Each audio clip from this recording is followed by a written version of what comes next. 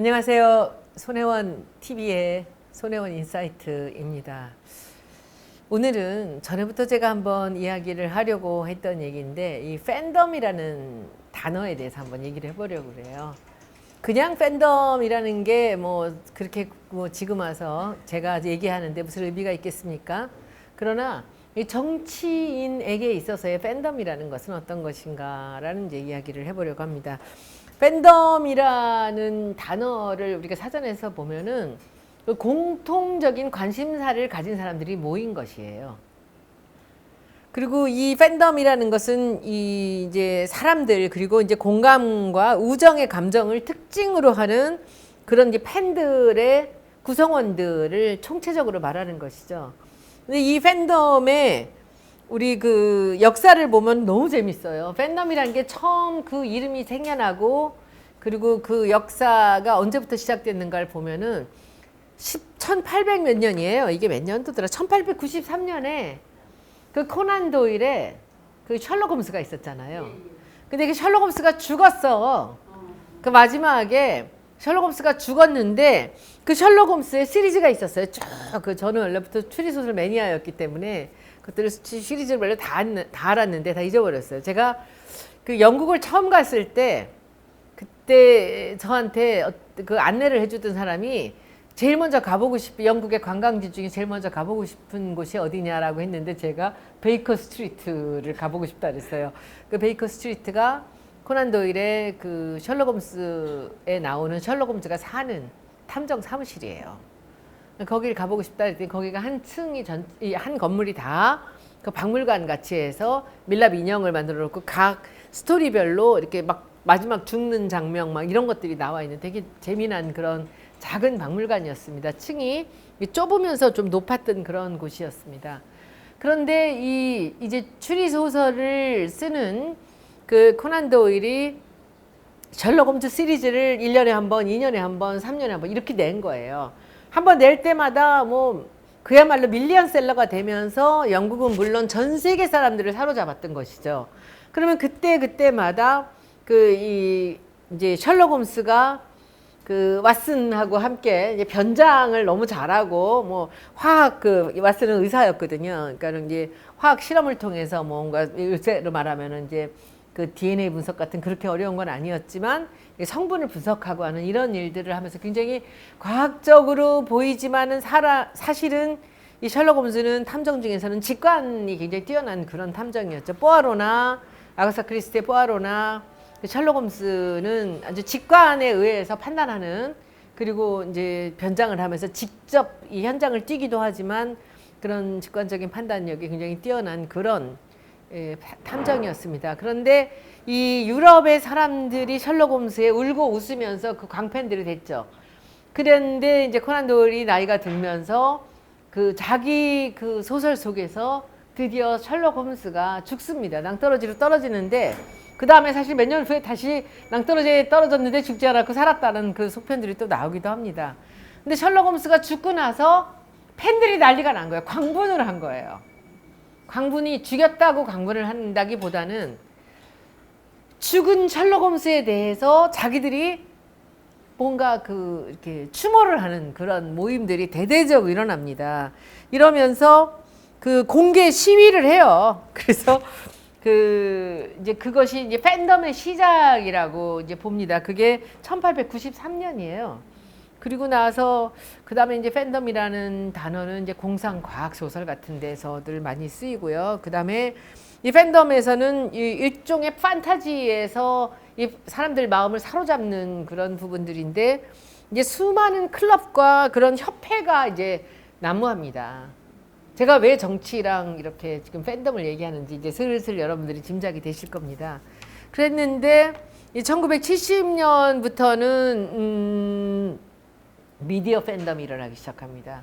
그 팬덤 우리가 흔히 생각하는 바로 그 팬덤입니다. 가수나 배우나 스타들에 대한 스포츠 스타에 대한 그 팬덤이죠.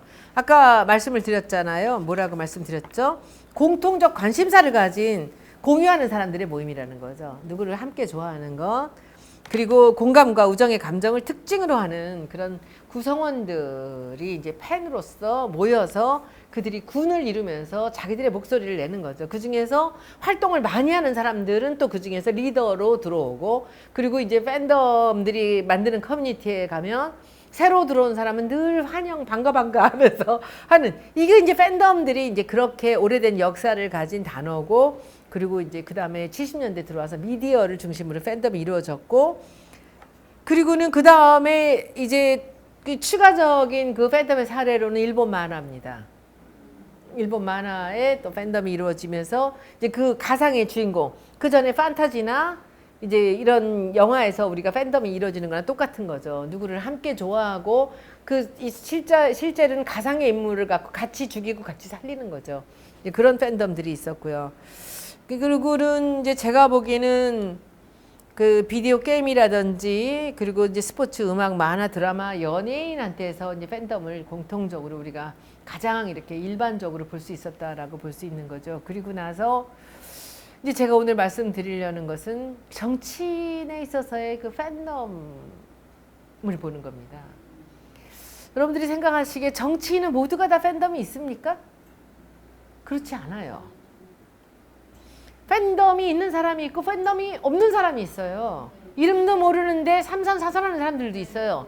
지역에 있는 사람들 한 5만만 알고 나머지는 모르는 국회의원들 너무 많습니다. 그런데 팬덤이 그대로 만들어지고 형성되는 사람들이 있어요. 근데 중요한 것은, 글쎄요, 제 얘기를 제가 작정하고 정치인이 된다고 좀 더 활동을 하고 한다면 저도 팬덤이 좀 있는 편이라고 볼 수는 있죠. 그럼 여러분들 한번 생각해 보세요. 팬덤이 있는 정치가가 또 누가 있어요? 의자 이쪽으로 오고 눈 마주치게. 문재인 대통령이 제가 보기엔 정치인의 팬덤 중에는 왕중왕이에요. 그런데 여기서 재밌는 게 팬덤이 없이는 대통령이 되지 못했습니다. 그쵸? 문재인 대통령 다음에 팬덤을 가진 사람은 노무현 대통령이에요. 그리고 그 다음은 누구예요? 김대중 대통령이에요. 그리고 또 김대중 대통령이나 노무현 대통령보다 더한 팬덤을 갖고 대통령이 될 수밖에 없었던 사람이 박근혜 대통령이에요. 맞죠? 그러니까 아까 말씀드렸죠. 공유하는 거예요. 관심사를. 그리고 좋아하는 자기의 기호, 선호도가 공유되는 것이 이 팬덤의 요소라는 거죠.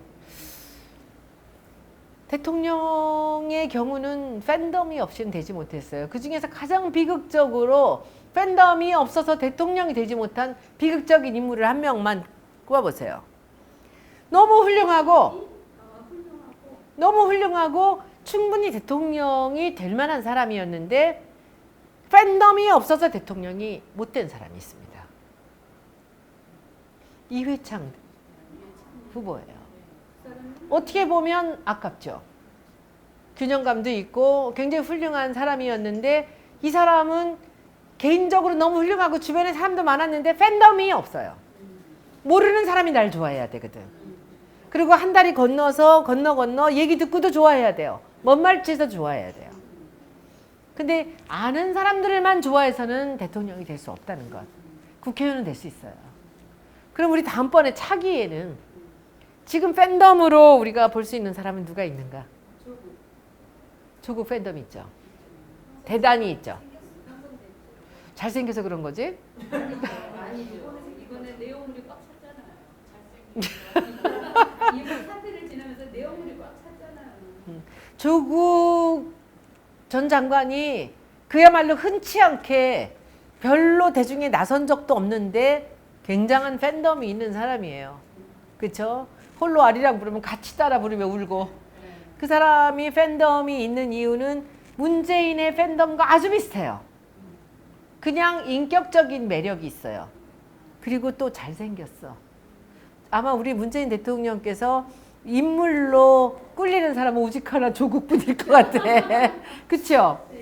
누가 제일 잘생겼냐니까 옛날에 그 지난번에 대통령 그 경선할 때인가요? 후보할 때 누가 제일 잘생겼냐? 그러니까 이렇게 둘러보더니 제가 제일 잘생긴 것 같습니다.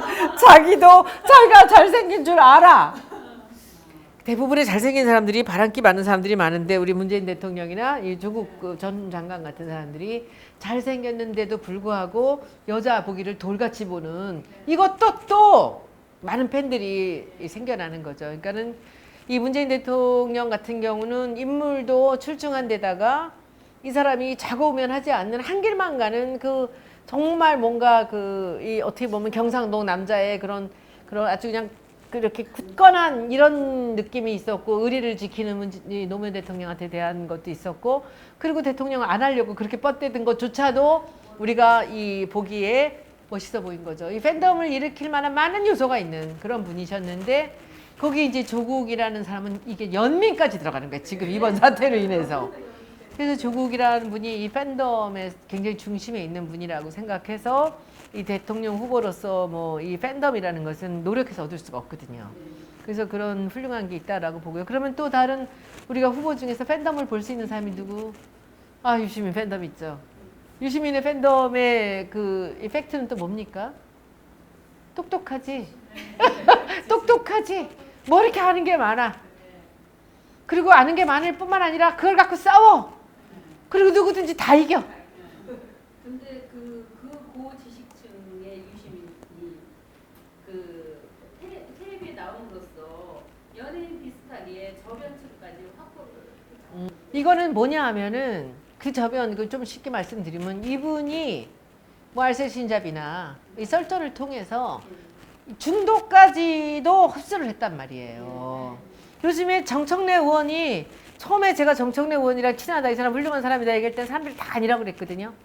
근데 들어와서 제가 그렇게 얘기할 때는 제 말을 안 듣더니 그러면 판도란가 뭔가 나가면서 얼마나 많은 보수들이 정청래를 좋아하는지 알고 보니까 너무 괜찮다. 이게 대중 매체들이 이렇게 중요한 거죠. 그래서 저는 참 정청래 의원에 대해서 너무 다행이라고 생각하는 게 제 남편 친구 보수 꼴통에 정말 이 노인들 중에 몇 사람이 저더러 정청래랑 밥 좀 먹게 해달라고. 아직 제가 뻗대면서 안 했습니다. 그래서 판도라에서 우리 정청래 의원은 대중적인 정치인으로 이제 거듭난 것 같아서 참 다행이라고 생각을 합니다. 이 속에 겉으로 보기에 강성 같지만 말도 못하게 부드럽고 눈물 많은 남자인데 그 모습을 사람들이 알게 됐다는 것이 굉장히 중요한 점이라고 보고요. 유시민의 팬덤은 분명합니다. 유시민의 팬덤은 이게 팬덤은 뭘까 보면 아까 판타지에 나온다는 거나 마찬가지로 우리가 갖지 못하는 어떤 특별한 그런 요소들을 갖고 있는 사람들이어야 되는 게 아닌가? 그것이 외모가 됐던 성향이 됐던 뭐 자기들의 뭐 그 여러 가지 활동이 됐던 그런 게 아닌가 생각이 들어요. 근데 그 부분이 그냥 조용하게 나타나지 않는 것 중에 않으면은 그 팬덤이 형성되기 좀 어렵거든요.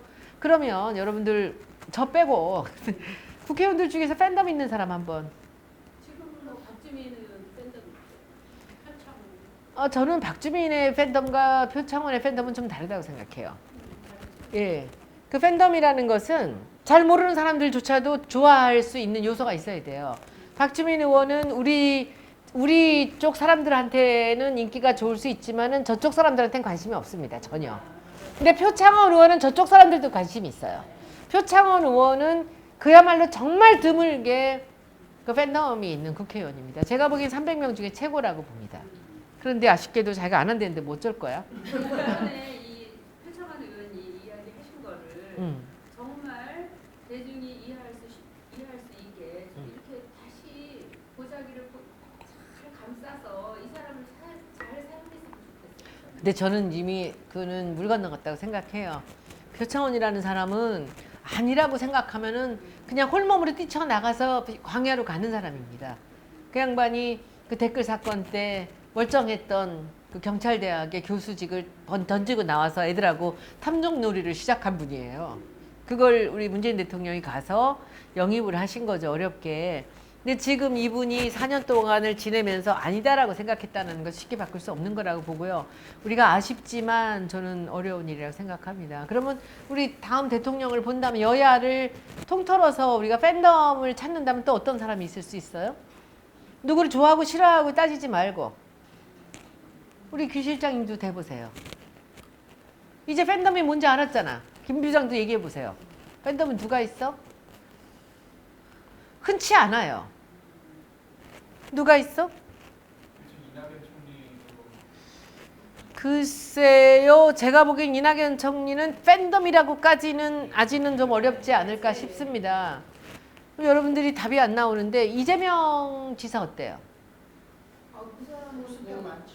팬덤이 있습니다. 근데 이제 그거는 또 보수 측에서는 또 반대하는 면이 극명하죠. 근데 그렇지 않습니다. 제가 그 보수를 같이 편으로 만들 수 있는 것까지 돼야 팬덤이라고 얘기할 수 있다고 말씀드렸잖아요. 제가 보기에는 지금 보수층이 좋아하지 않는데 이분이 압도적인 경기지사가 됐겠습니까? 그리고 이분이 그 성남시장을 해서 그 성남의 모든 국회의원들이 되는데 이재명 시장의 역할이 얼마나 컸는지 여러분들 기억 못하세요? 분당 사람들이 이재명 뽑은 거 생각 안 나세요? 그 왠지 아세요? 돈을 돌려주기, 그 사람들한테 이익을 돌려주기 때문이에요. 그 지역의 가치를 올려줬기 때문에 이게 우리가 인연 관계없다. 우리는 우리한테 도움을 주는 사람이 좋다라고 해서 외연이 확대돼서 그 경기지사를 이쪽에서 극렬하게 반대하는 사람들이 있는데도 불구하고 경기지사가 압도적으로 된 거죠. 그러니까 성남을 보니까 이 사람 뽑아놓으면 우리 잘 살게 되겠는걸? 이게 있었던 거죠. 이재명 지사는 분명히 팬덤이 있는 사람입니다. 그게 어떻게 앞으로 될지 우리는 알 수 없지만 팬덤을 가진 사람들에게 있어서는 또 반대도 있는 거예요. 부러우는 거지. 그렇죠? 그래서 제가 이 팬덤이라는 단어의 그 역사에 대해서 일단 이 셜록 홈스의 그 죽음으로부터 생겨난 그 팬들에서부터 팬덤이라는 단어가 생겨났고 그 다음에 그야말로 이 같은 이제 대중들이 선호하는 그런 포인트들을 공유하는 그런 사람들을 좋아하며 그 사람들을 위해서 활동하며 그 사람들을 좋아한다는 것을 계속 넓게 펼쳐나가죠. 그리고 이제 SNS 때문에 더 또 우리가 극명하게 여기저기 따르는 그런 사람들이 생겨나는 거죠. 그래서 그 팬덤을 이제 가볍게 한번 살펴보면서 이 정치인의 팬덤이라는 것을 한번 에 대해서 한번 생각을 해봤습니다. 그러면 우리가 이 대통령이 되기 위해서 반드시 필요한 이 팬덤이라는 것을 갖고 있는 사람들은 어떤 사람들이 있는가를 한번 봤는데요. 지금 상황에서 한번 훑어봤습니다. 이낙연 총리도 충분히 보수들이 좋아할 만한 요소를 갖고 있죠. 그분의 그 국감이라든지 그리고 대정부 질의에서 그 기가 막힌 현란한 이 말솜씨와 이들을 그냥 한 번에 촌철살인으로 잠재우는 그 매력적인 부분들이 충분히 있는 거죠. 그런데 이제 그 이낙연 총리가 이제 대선 후보로서 점수가 높은 것은 저는 이 문재인을 지켜준다라는 그 후광이 분명히 있을 거라고 생각합니다. 그래서 이제 다음에 우리 이낙연 총리의 다음 그 정치가로서의 행보를 이제 지켜보면서 우리가 이제 다음 대통령이 되기 위한 사람들 그리고 우리가 정치인들에 있어서의 그 팬덤에 대해서 한번 생각을 해보는 시간을 가졌습니다. 여러분들 앞으로도 이 매력적인 정치인을 만나면 이 사람은 팬덤이 있는가 없는가 아니면 우리가 이 사람의 이 팬덤을 형성을 해봐야 되겠다라고 할 수도 있지 않을까라는 이제 생각을 해보자고 오늘 이 시간을 만들어 봤습니다. 오늘 방송 여기서 마치겠습니다. 고맙습니다.